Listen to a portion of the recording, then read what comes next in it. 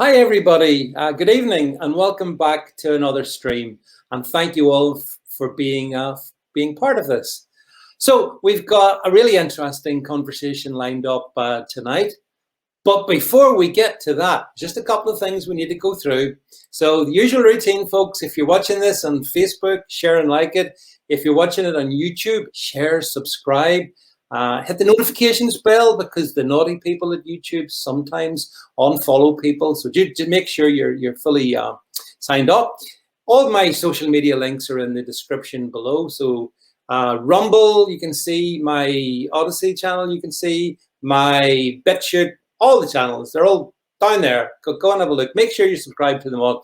Particularly, make sure you're signed up to my Odyssey. Subscribe to my Odyssey. Free speech, folks. You know, it's kind of dying, which we're going to talk about in a minute, by the way. If you like what you're hearing, give us the thumbs up. That makes the algorithms happy and everyone's content on that. So thumbs up, right? That's your job. altnewsmedia.net/donate. Go there to the master channel and drop whatever you can afford, if you want, if you like this, into the hat over there. So I think that's just about it in terms of the prelude. Yeah, so we're going to bring on Ilana Mercer in a few short seconds, but just a reminder, Ilana has written some fantastic books. I'm reading one of them right now. Look, there we go, if I can show you it. Into the Cannibal's Pot. Great book. Oh, these are all available over on Amazon, by the way. So you can catch Ilana's books over there. And of course, you can find her on her website, ilanamercer.com.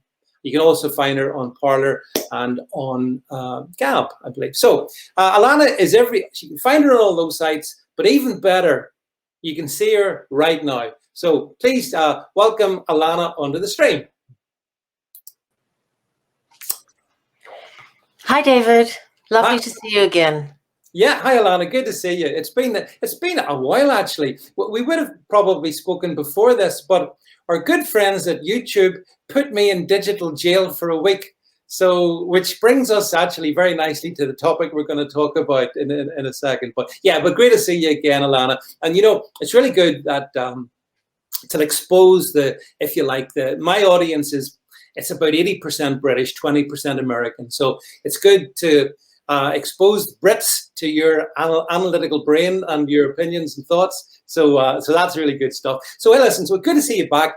And we're going to take the next 30 minutes or so, Ilana, to canter through really what I thought was, it's a perennial interest of mine and probably a lot of people. And that is the whole issue of, well, what I called big tech, but you've taken that in a much better way, I think.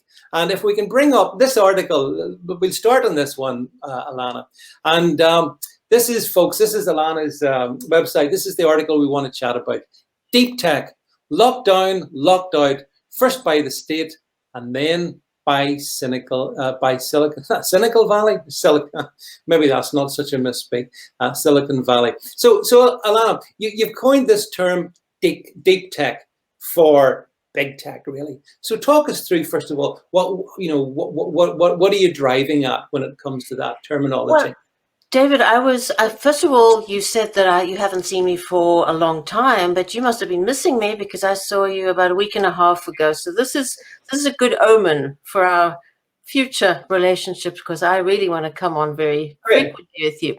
Deep tech, we've all become familiar with the concept of deep state, pursuant to Donald Trump's torturous 4 years in office.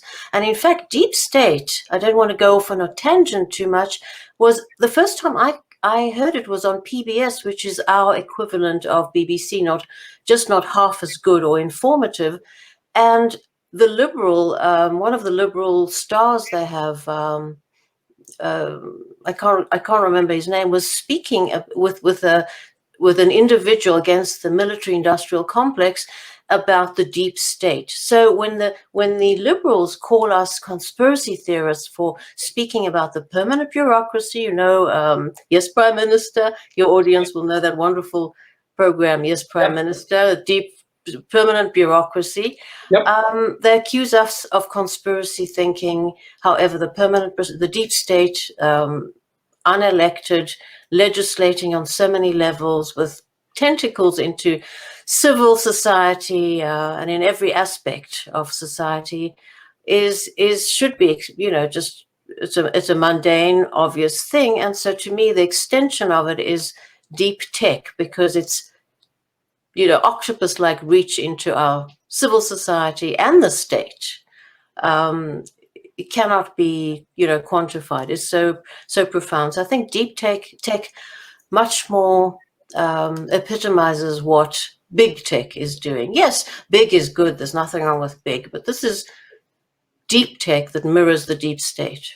I can remember, Ilana, going back 20 years, whenever things like Twitter, well, even not even 20 years, but Twitter and Facebook all started. And initially, it took those companies some time to grow to the point that they have become these behemoths. And initially, I thought they were all quite good fun and they were all quite innocent. And somewhere along the journey, sometime between about 2007 and 2016, things changed dramatically, didn't they? Because they assumed this massive size and almost universal penetration of people's lives. Well, I think universal, not almost. Look at your Twitter account. I think you had upwards of 200,000 followers, and that's a sizable. That's critical mass difference it makes to your livelihood, doesn't it? When you can commandeer so much following, peddle your products, or I should say, promote your products, your intellectual and cultural products. That's a huge thing they took away from you, David, when you were removed from Twitter, and you were permanently. Yep. Oh, yeah. I'm gone. Yeah.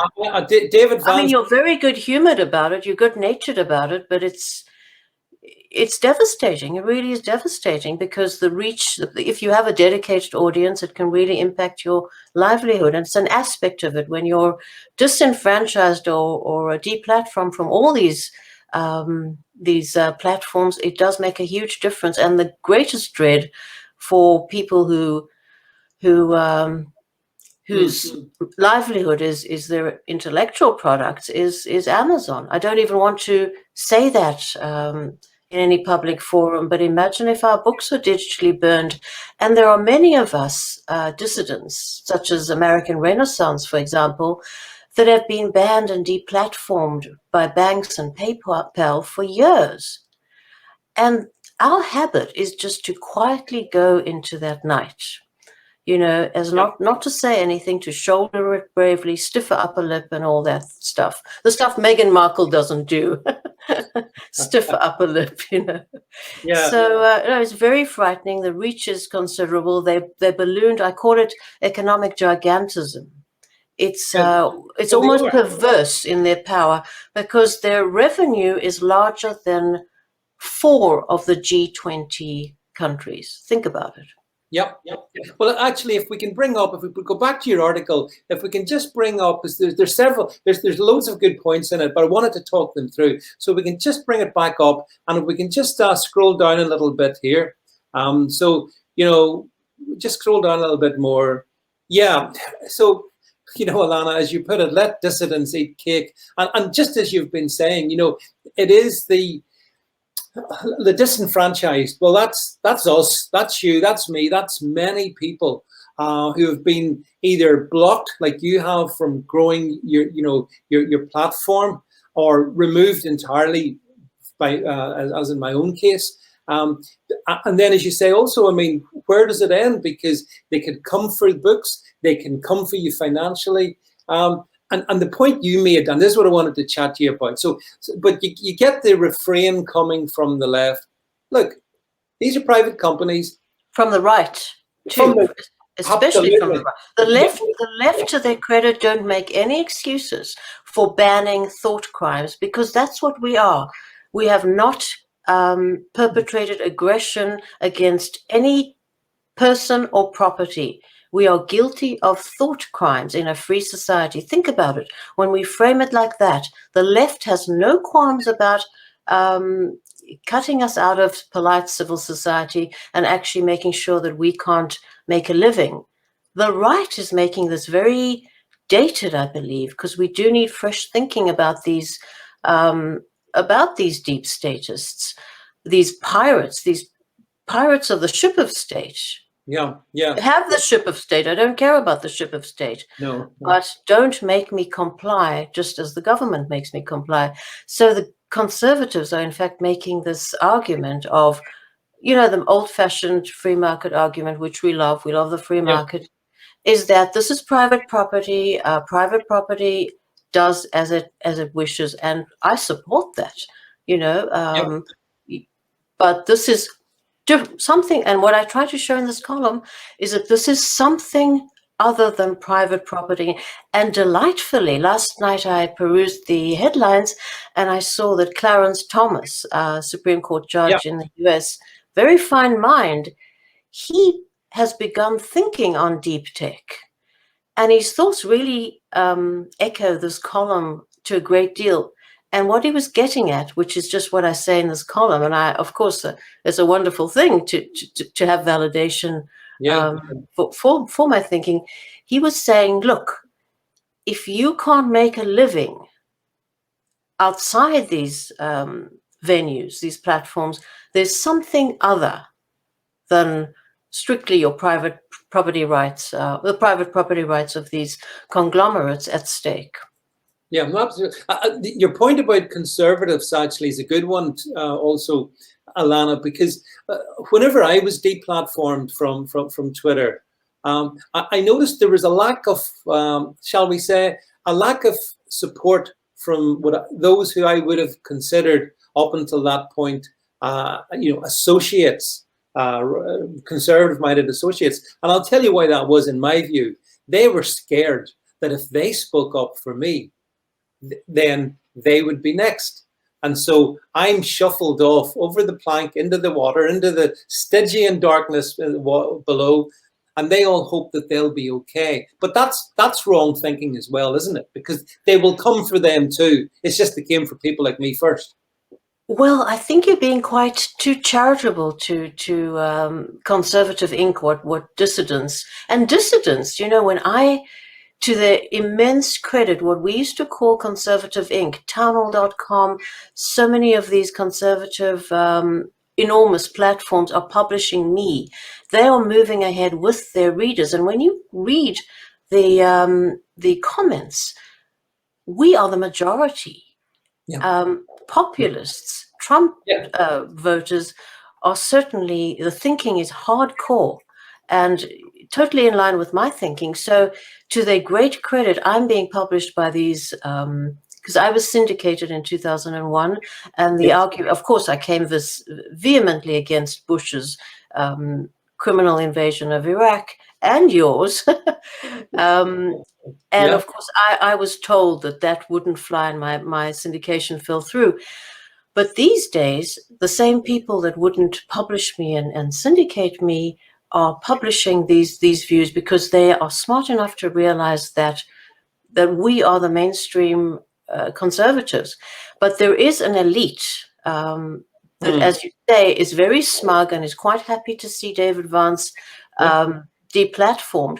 They think you are a little iffy. That's the truth. You're being too charitable by saying that they think they won't come for them. They think that they are above board, they're famous, they're supernovas, they're stars.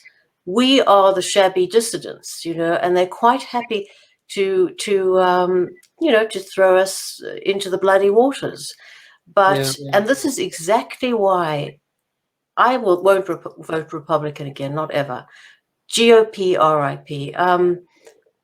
We had the presidency, we had the two chambers, we had the gubernatorial scene, we had it all, and nothing was done. My free speech and yours matter to me more than anything. Not my taxes, for heaven's sakes.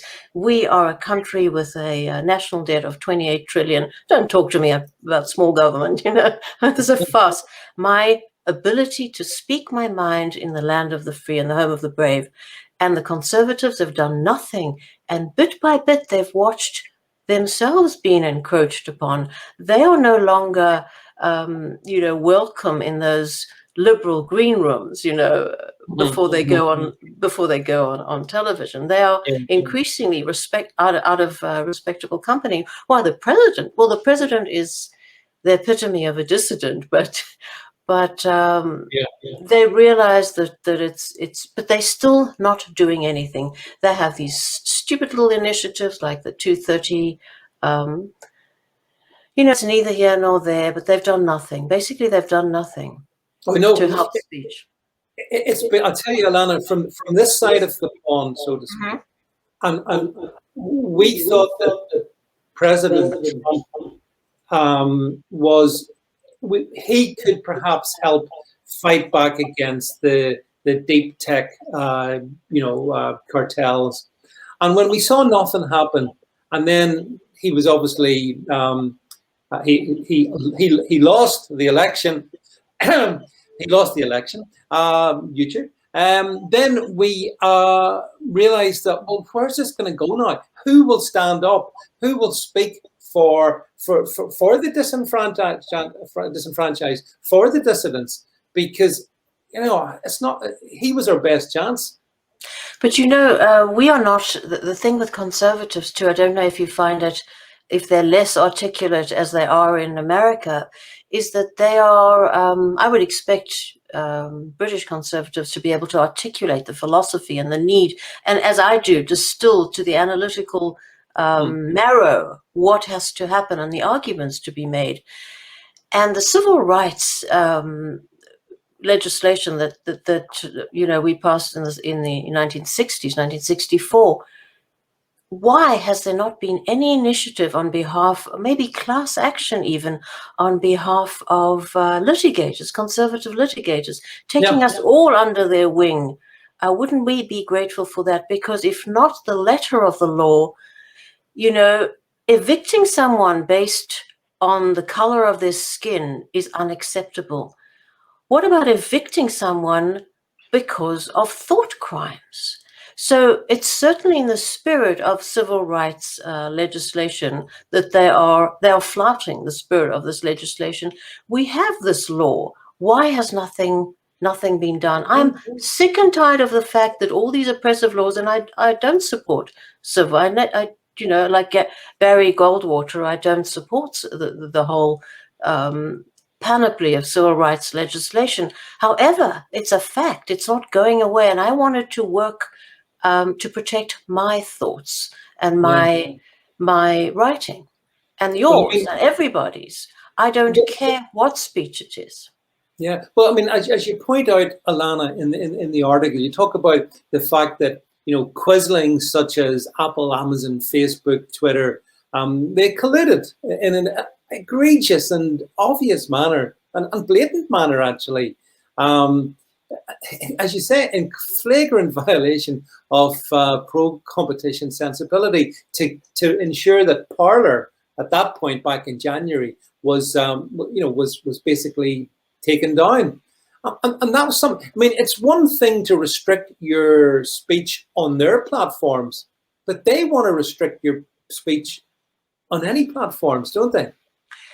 Well, that's the thing, because this is economic gigantism and economic aggression at its cowardice, at its most cowardly, levels, because they, I think it was Microsoft Amazon owned the cloud that Parler had been, the server, the Parler server was on. Yeah.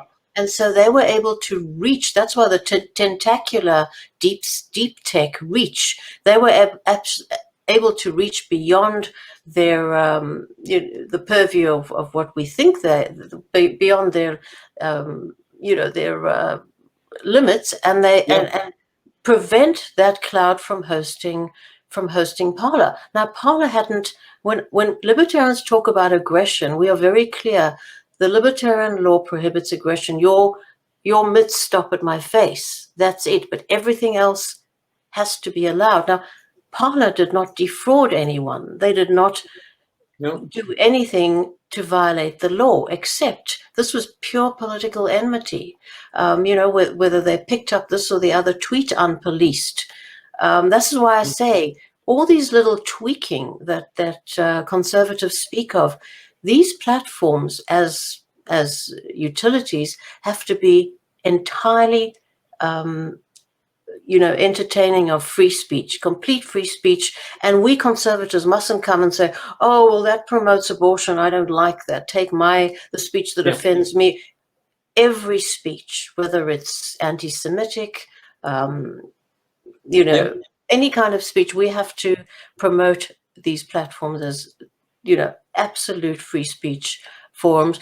Look, I mean, there obviously are certain sensibilities, it's quite easy to take down a beheading or something really vulgar and awful and ghastly. But every speech has to be tolerated in these enormous, on these enormous forums.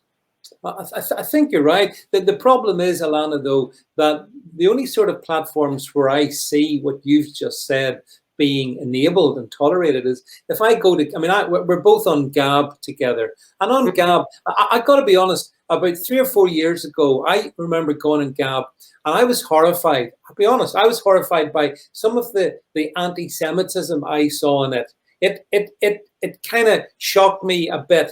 However, the thing is, I've toughened up. You know what I mean? At the end of the day, if someone wants to push that kind of stuff, well, let them. No one's obliged to pay any attention to them or whatever. And so you're right. It has to be, it's an all or nothing scenario. It can't be some nice little midpoint. Free speech is either free or it's not. No. Well, about anti-Semitism, except the threads that are open to my columns on certain forums are definitely have upset me, especially when they run into advocating offing me, it's kind of a little, but I deal with anti-Semitism on a level. In fact, the other day someone, a colleague said to me, I went to the letters on one of the forums where my column appears. Oh, how do you tolerate this? Sometimes I get really furious and I put my scathing tongue to work and pen a column about little flaccid men who can't handle what they're reading. But otherwise, I just have to. I don't read it. Yeah. And actually, in some strange way, the toughness and the patience sort of wins them over. But that's immaterial. That's immaterial. They cannot be censored. No, that's exactly the point. But even like, for example, Gab. Now, Gab have been financially deplatformed. So, for example, if you want to make some financial contribution, you have to do it through crypto. You can't do it through. I didn't know. So who deplatformed Gab? So once again, it's PayPal or PayPal, MasterCard, Visa, banks. Well, where are the legislators? Why do we vote for these people? This is unacceptable. And this is what I bring in with a column, because people say, well, when these things happen, financial deplatforming, I found that when you can't make the argument, you can't make the point. And then you are graduating lawyers that don't know how to make an argument. And not all of them read us. And so when you're deplatformed financially, when you cannot transact through PayPal online and you cannot bank, what I said in this column, what are you to do? To resort to a barter economy? Please, sir, will you buy my book for some bread? Do you hunker down in home-based industries? Do you go door to door? And for instance, this one woman's email service is being cut off. So what do? Beat the tom-tom drum? What? So I'm hoping that maybe Clarence Thomas is inching towards this thinking, but I saw that in his writing, is you are cut off at the knees. This is an infringement of your very basic right to, and how I dislike or bear a grudge to Thomas Jefferson for substituting pursuit of happiness rather than protection of property, life, liberty, and the pursuit of happiness. Why? Life, liberty, and property. If you cannot be acquisitive so as to sustain yourself, if you cannot make a living, is that not an enormous infringement? And we conservatives keep talking, oh, it infringes my speech. No, deplatforming financial infringes your right to make a living. and to sustain yourself. Yeah, it absolutely does. In fact, Ilana, there's a bit I just want to bring up the next bit in your article. Probably the most chilling part of it. If we just go down a little bit, if we can just scroll down to a little bit further. Oh, sorry, up a bit, going the wrong way. You talk about the fact that when Facebook, Google, Twitter, Apple, Amazon were growing up, they wanted to be government, and now they are. And of course, but that's chilling in a way, in every way. That's chilling, I think. Yeah, and certainly not because a lot of people make the point as well. They're not elected. Government is elected. They're not elected. Democracy is meaningless. What democracy? I'm not. Your listeners viewers can certainly see my work against democracy, and it's a strain in the Paleolibertarian community. What it simply means is that mobocracy, we should call it, is with a slim majority of 51% of the vote, not the people, the vote, can control the rest of the people, right? The entire country. And think about it, unless the powers given to elected representatives are extremely limited, even more limited, maybe like the Articles of Confederation before the American Constitution, extremely limited. And the populations are as big as the Athenian polis, the Athenian nation state. That is when direct democracy, where everything is up for grabs, might be able to find a home. But in a country with how many million in England? 80 million? In the UK? Yeah, close enough. Yeah.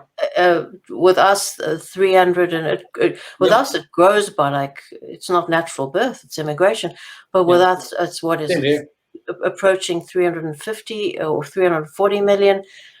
Democracy is a joke, and I wish the dictatorship. Not even the individuals who believe they are voting for their representative are being represented, because they are voting for what the things he supports and the things he doesn't support, because he doesn't have control over that. And an entire plethora of invasive, intrusive legislation that is so the fact that deep tech is not democratically elected is not the argument, is absolutely meaningless. Neither government nor deep tech should have dominion over our thoughts and over our ability to make a living legally. That's a very good point, Ilana. Yeah. I mean, some people say, you do see people say on social media, who elected Jack Dorsey, who elected, Mark Zuckerberg, whatever. But as you said, that's neither here nor there. It doesn't matter. Nobody should have that right to be able to control us. But I thought it was strange all the same. Whenever you saw Donald Trump being removed, the US president removed from social media. I mean, it has the ludicrous feel of Meghan Markle calling the Queen, who drove a truck at age 17 during the Second World War, a racist. That is how ludicrous that is. Those just think about the idiocy, this crass, boorish cretin removing the president of the United States, elected by 72 million individuals, Americans, from a platform of 80 million. But you know something, Ilana, it happened, and across the media class and whatever, there was a kind of happy acceptance of it. Yes, Schadenfreude, absolutely. Yeah. So I mean, I just think that, so that's why it's been such a crazy time, and we've seen these huge tech companies have gained such strength, and they are more powerful than any government. Because you mentioned the fact about politicians representing what people say. Politicians do what big tech or deep tech wants them to say, because the politicians, they want to be loved by Twitter or by Facebook. They want that. In fact, they think they need that. So I think they are supplicants to deep tech. Exactly, yeah.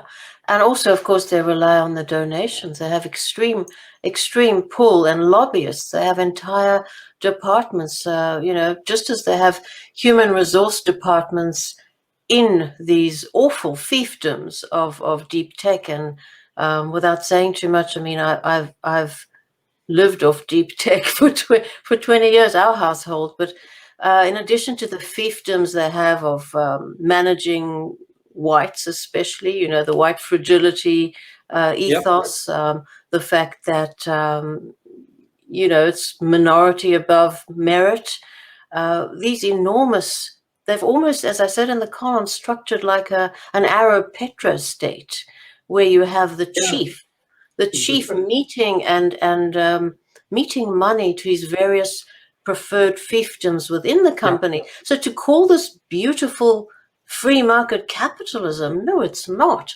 I mean, you have so many, the financial press has covered, for instance, the Microsoft, I think it was the Kin phone, where the financial press was eviscerating about it, this sort of top-down financing of a certain project within a company, which is not profit-driven. She had some ideas. Her name was, ironically, Rose Ho. $1 billion was given to her. The financial press was all over it, and it just tanked. The money is so that there's so much money in these economic giants, in these deformed economic giants, that it is often not the product that drives the decision, the financial decisions, but the politics. So there's very, very little you can do, and of course, lobbying is a huge element. You know, they have huge lobbying power in Washington, D.C. And it's interesting, you haven't said anything. Now I'm interviewing you. You haven't said anything about what it's like to be across the pond, but yet be so subject to American, American corporations. You are dependent on them. Oh yeah, we are, and you know, I mean, sometimes, Ilana, I despair of countries like the UK because half them, the left side in British politics, historically, certainly for many years, have despised America. Right? They used to love the Soviet Union and they hated America. That's changed. That obviously changed a bit. And we have a conservative government and have had conservative governments over the decades that have been, broadly speaking, mildly pro-American. But they've always jumped. I mean, basically, when the US president says jump, the United Kingdom Prime Minister says hi hi. That's how it operates over here. And but I mean, isn't there a way that they might? For instance, Ron DeSantis in Florida is doing what is in his ability to legislate locally against deep tech. So isn't there a way for nation states, especially since Brexit, to do something, at least for your representatives to insist on being a model of how they will operate within your boundaries? Or do they transcend everything? The only thing that they think about here is, can we find ways to extract additional taxes from deep tech? So that's their only game. So if we and the European Union is the same. They're constantly looking at ways to get money, which, to your point in your article, deep tech's quite happy with. They're quite happy to plow down investment to make sure that they get the political projects all aligned with them. I think if we bring up, we're going to finish shortly, Ilana, we're approaching the final post here, but if we can just bring up, I mean, you finished the article with again, a great one-liner, as you say here, in fundamentally, people need to understand that when it comes to deep tech, you're marching down the pirate's plank on a pirate ship. It's a great line. A pirated ship of state in competition with the state. And I don't particularly care for either of them, actually. But that's kind of where we are. We're standing in that plank, aren't we? Well, in case you think that this is a private company, no. It is sort of a hybrid between government and it's corporate statism. We have to understand, when we waffle about free market. We're standing up for free market, and you have all these like David French. Oh, look for your own platform, says he, from the conformity of his banal, pixelated nonsense that he spews. Or David Rubin, who says, take an off-ramp. He's not banned because he says nothing interesting. However, we have to understand that we don't have a free market. We have corporate statism.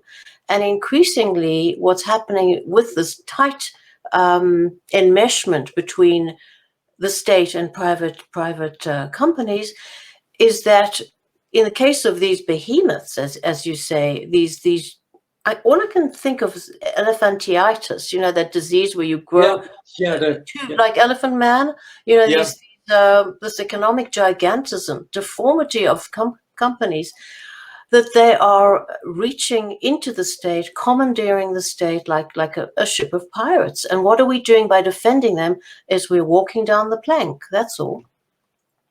Which is a very interesting way to bring things to an end, Ilana. So look, thank you very much for being back with us tonight.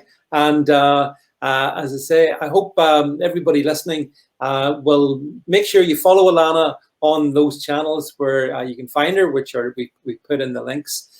Make sure you do that. And I do recommend you buy Ilana's books, because one of the other things we folks all need to do is to support each other. The left are sort of quite good at it. We are not.